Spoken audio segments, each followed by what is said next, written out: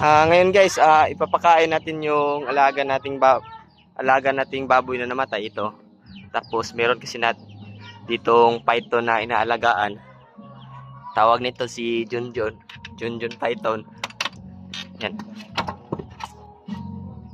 Paglapag nung unang araw, galing to sa ibang area. Ayan, yan.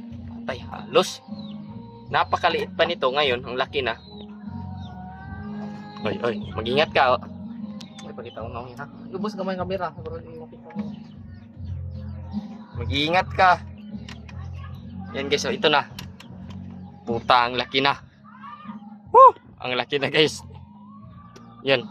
Kinain yung beak na namatay kanina lang. Uy, John! Patay! Ay! Diluputan ka, ibalik. Diluputan ka.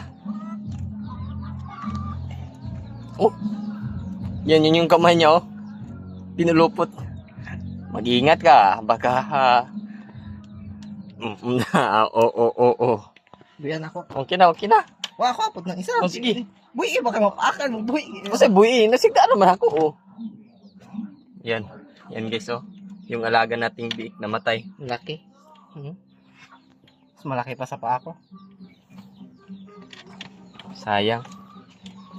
Ganyan talagang buhay. Minsan, yung alaga nating baboy namatay. No.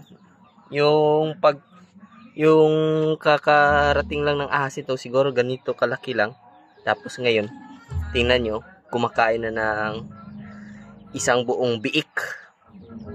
Ang laki, no? Ayaw, ha? Oh, laki na. Hoy! Gago.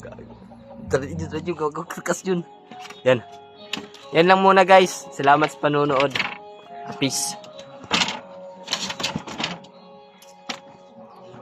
Itong tagapakain.